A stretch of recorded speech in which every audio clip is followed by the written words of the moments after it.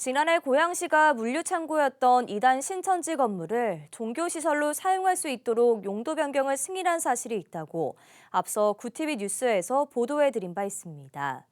하지만 보도가 나가고 시민들이 반발하자 시는 용도 변경을 고양시장 직권으로 취소하기로 했는데요. 직권 취소 과정과 거래를 둘러싼 의혹들을 장정훈 기자가 취재했습니다. 고양 특례시에 위치한 한 물류창고. 이곳은 2018년 한 개인이 구입한 뒤 5년간 비어있는 시설입니다. 앞서 이단 신천지가 이곳에 종교시설을 마련하기 위해 용도 변경을 신청했지만 시민 반대에 부딪혀 무산되기도 했습니다. 하지만 지난해 6월 창고의 2층 일부가 종교시설로 사용할 수 있게 시의 승인이 떨어졌습니다. 이를 모르고 있던 지역 주민들은 뒤늦게 또다시 신천지가 종교시설을 짓는다며 반대 목소리를 냈습니다. 사태를 파악한 고양시청은 앞서 2018년에 심의 부적격 판단을 근거로 직권 취소 명령 절차를 진행하고 있습니다. 사태 초기부터 현장에서 반대 목소리를 내온 국민의힘 김종혁 고양시병 당협위원장은 직권 취소가 시민 반대에 의한 결과라고 말했습니다. 특히 시민들이 이단의 활동에 불안을 호소하고 있다며 용도 변경을 취소해야 한다고 주장했습니다.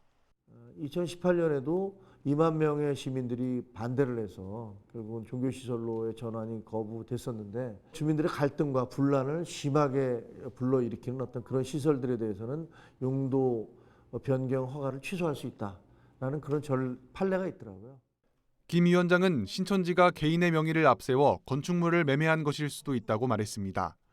2018년에 신천지의 용도 변경 신청 이후 지속적인 변경 시도가 있었기 때문입니다. 국내에선 건물을 실제로 사용하는 실권자가 아닌 다른 사람의 명의를 빌려 건물을 등록하는 것을 부동산 실명법으로 금지하고 있습니다.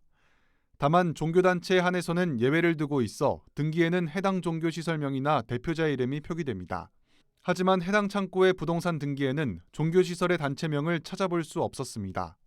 200억 원에 매입이 됐더라고요. 근데 그게 다 은행 대출이나 이런 게 하나도 없는 현금으로 매입이 돼서 사실은 이게 차명 거래를 한 게 아니냐, 위장 거래한 것이 아니냐, 그런 의혹을 제기했었습니다.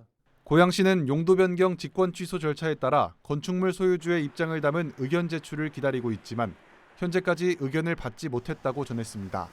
시는 또 오는 10일 청문 절차일 전까지 의견 제출이 없다면 이번 달 내로 직권 취소 절차가 마무리될 것으로 전망했습니다.